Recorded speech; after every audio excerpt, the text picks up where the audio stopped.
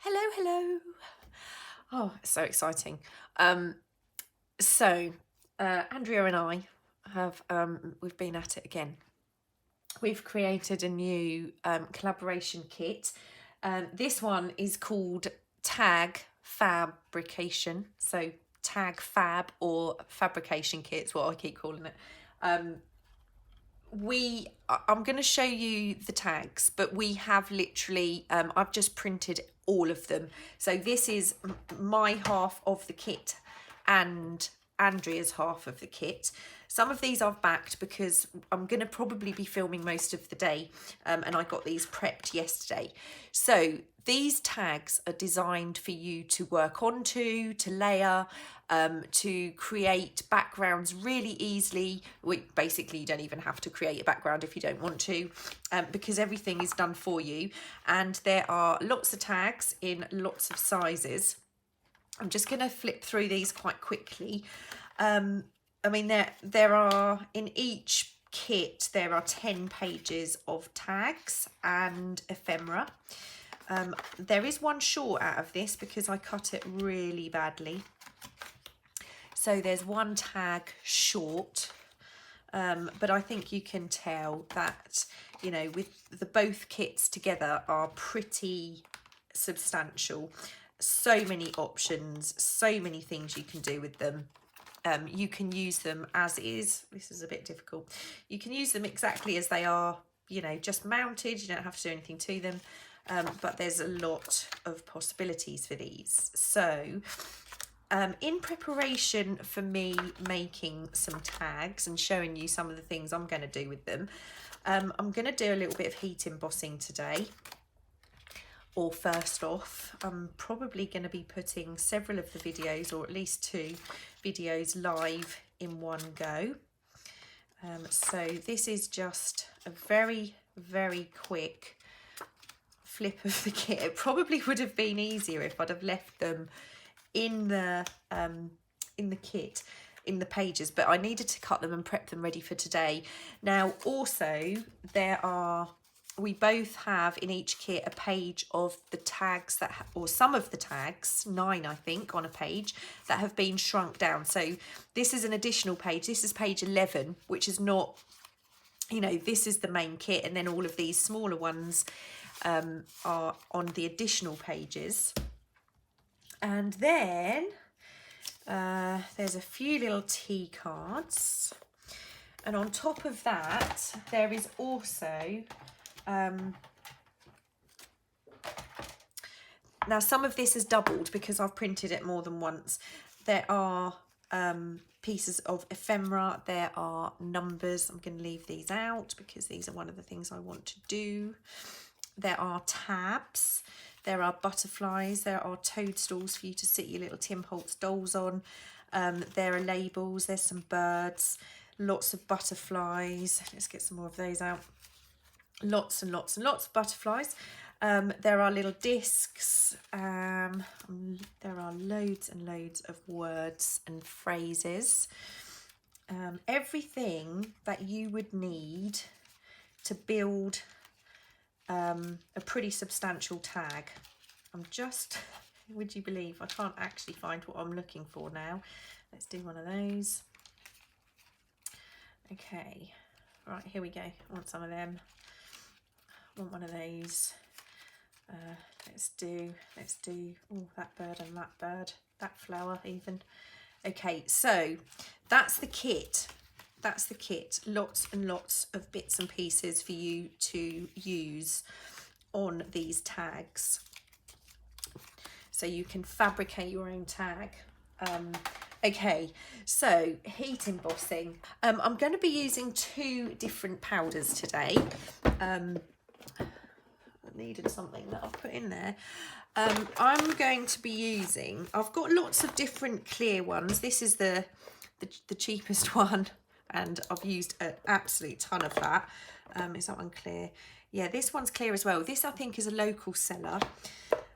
I also have the Wow, and I have the Stampendous. I've got a few Stampendous ones, and I really do love these embossing powders. I don't emboss very often. I don't emboss very often. Seth Apter are amazing, and this is one that we will be using today. Vintage beeswax.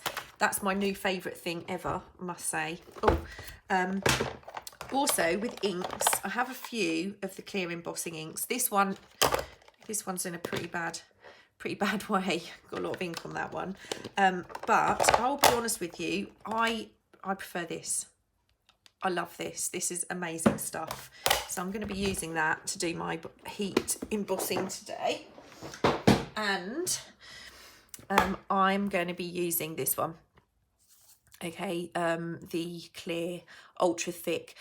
Sometimes I actually only need one layer of this if you get it right. Sometimes I need two, but that's the powder I'm using. Now this is my clear. So I have it in a tub ready to go, and this is my vintage beeswax again in a tub ready to go. So I'm going to be using those, and what I do is I have, let me slide myself over a bit, a tray or a sheet of paper or something to put the bits and pieces in. Now I'm just going to grab a couple of those things, and I'm going to grab one of these tags because I'm going to try and use those. I've got two pairs of tweezers. This pair is the best pair, but I don't like getting them messy, so I tend to use these. These are a bit they're kind of they're a bit tatty. I have this tiny little hole punch, and I'm just going to grab a little bit of ink. This mat is absolutely brilliant, but it does, everything sticks to it, everything. Whatever you have around, hair, fluff, dust, you know, everything gets stuck to it. Now I'm going to just ink very lightly. I'm not going to put a lot of ink on if I'm embossing. There's one in there ready to go. Let's just put that over there. I don't know how that's, because sometimes I do 2 and 3 at a time and I put in the powder. Obviously that one got hidden.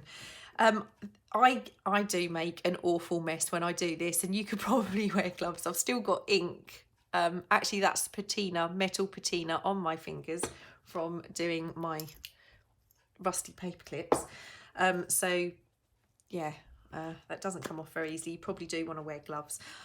I love this because you can do bigger areas, and I tend to not miss as much, because when I'm using the ink pad, I find that I miss loads of bits and pieces, and I end up with little patches that are not coated. So I'm going to start with a number, and I haven't mounted these.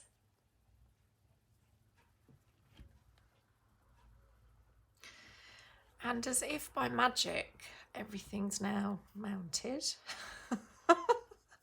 I have only single mounted them. They're on just a heavyweight cardstock, not too heavy, but it's a cardstock. So I am going to try putting some holes in these before we heat emboss them. If you're going to use holes, you probably want to put them in first. So this is going to be a bit of a trial. They're quite big, even though this is a fairly tiny hole punch. So we'll see how they go, because I might want to use a brad in those, and I'm going to do one of the white ones as well. The other one of each colour I will leave.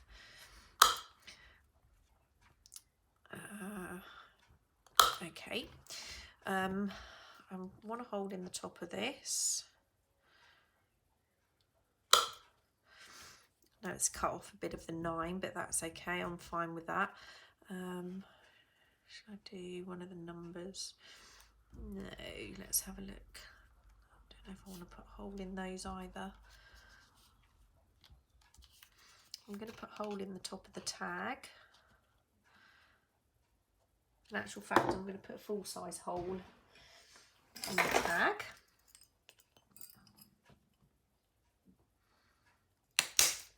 Okay, right, we are finally good to go.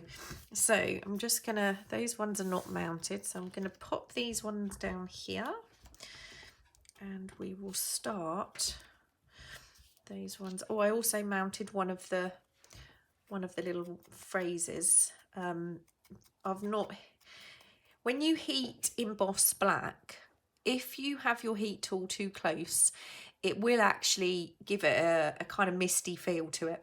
It goes a bit of a funny colour, which is a bit like these before we even heat them.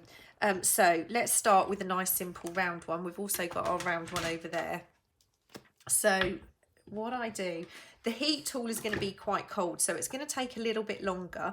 What I'm going to do is I use my dauber, and I do get covered, and you kind of move it around in the light to make sure it's coated everywhere. Okay, so I just chuck that in upside down, and I'm going to do the same with the number. I've mounted these, but I haven't re-inked them. Chuck that in upside down.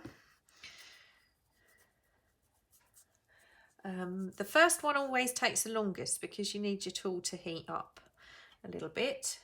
After that, they are quite quick. Let's do the butterfly.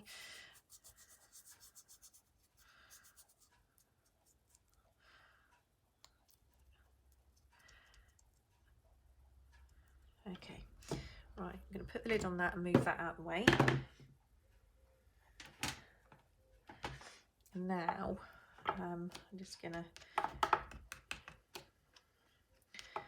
I prefer using a pot than a piece of paper because I just make too much mess. You will see probably by the end of this video how much mess I actually make when I do something like this.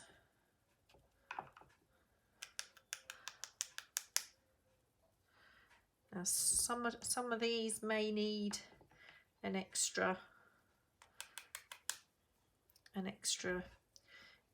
layer.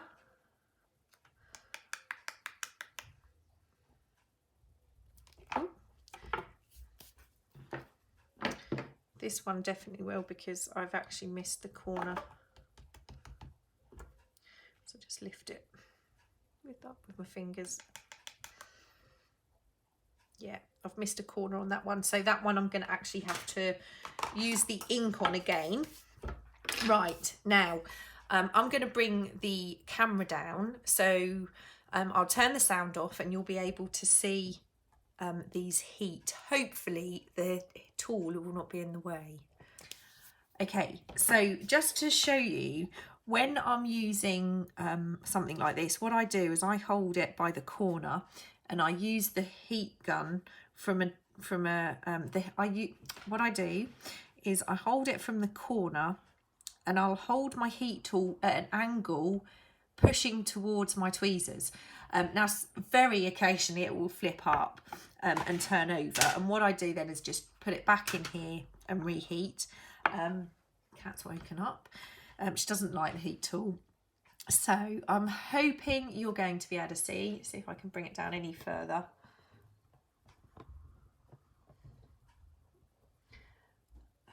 And obviously usually I'd be fairly over the top, so I'm going to try and do it a bit more at an angle so it can be seen a bit better. I'll speed this up and just go through these 5 that we have here.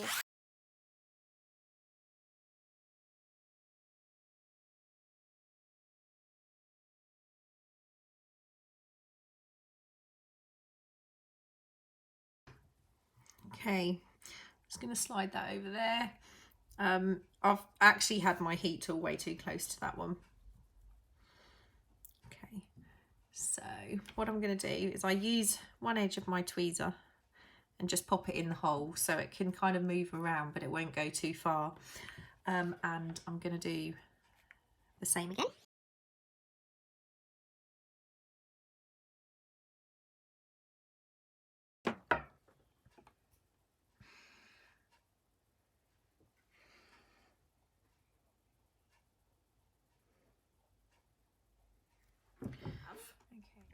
So I'm going to do this one.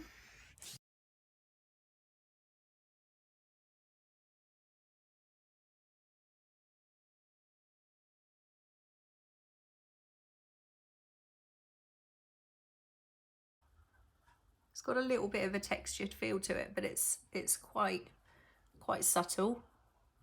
Okay. This one's not too bad, but it did smell a bit because I had the heat tool too close because of the camera. Okay, now this one should be fairly dry. I could have done with leaving the heat tool on just a few more seconds to just flatten that out. And this is the one we've just done.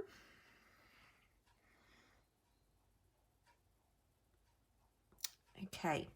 I just want to say something actually about that. If you've not used embossing powder, this ultra thick, the grain on these, it's quite large. This is kind of like the consistency of sugar. If you're using it with a stamp, a rubber stamp, you would probably want a fine embossing powder. This wouldn't work particularly well. It's just not smooth enough around the edges. It's just the grains are too large. Let me put it that way. Okay, so I'm going to be doing a few without the you know, commentary, and I'll just keep the camera running.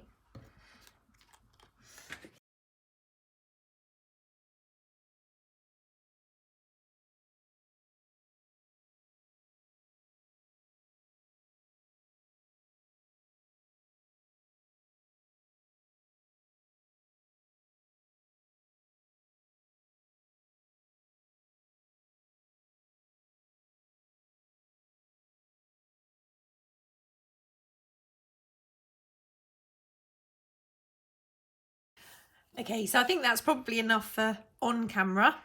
I think they look fabulous. I do love this. It's just like, I think I've probably done more heat embossing in the last 2 weeks than I'd done in probably 2 years. I've literally done anything that hasn't moved. I really like the way these turned out. That one's probably still a little bit warm. This one I should have probably cut down, but I needed this one really smooth, and I'm going to show you why in another video. This one I will re-emboss. That one's not too bad. Sometimes you just need another coat and sometimes you don't. This one, I'm going to give it another coat because of what I want to do with it. So that's going to be the next video. And this will be given another coat too. So I can give those another coat in a bit. I'm not in a rush, but what I do want to do is I do want to show you, I'm just going to show you on one, I might do both. I want to show you the vintage beeswax and how that looks. So have a good look at the tea card.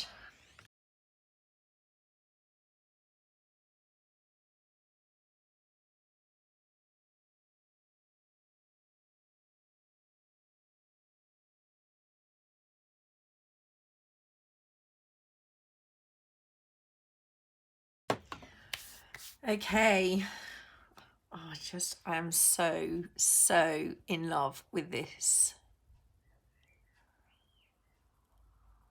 How amazing is that? It's so pretty. I'm probably going to give this a second coat, but it actually is supposed to, I think, have that kind of bubbled effect. This one I haven't heated quite enough. So I'm just going to reheat these. Everything's done. I've given a couple of these, not that one. That was how it was. This one's had a second coat, so you can see it's much smoother. I'm not sure if I did this one again. I've just been kind of this one I did again, definitely. You can see that smoother with the second coat. It really depends on your embossing powder, what you're embossing, your heat tool. This one is lovely and flat. Unfortunately, I'm probably going to have to do another one. This will go on something, but it won't be able to be used on what I was planning on using it for. That's the butterfly. that's the number, which is nice and smooth now. It's not picking it up. Okay, and these are absolutely beautiful. This is the vintage beeswax. I mean, if you look at the colour difference, I mean, these mushrooms or toadstools were all kind of the same colour and tone. So you can see what that vintage beeswax does to that. And this is the tag. Just look at that. It's stunning. I love it. I really do. This is my new favourite product, this vintage beeswax. And I also did the little word, and this is proof that if you hold your heat tool too close, the black goes a bit grey. But that's fine. That's fine. Okay, I have a lot more embossing to do before I can show you part 2 of this kind of video. Thanks for watching. I hope you like the new kit, and I will see you in a few. Bye.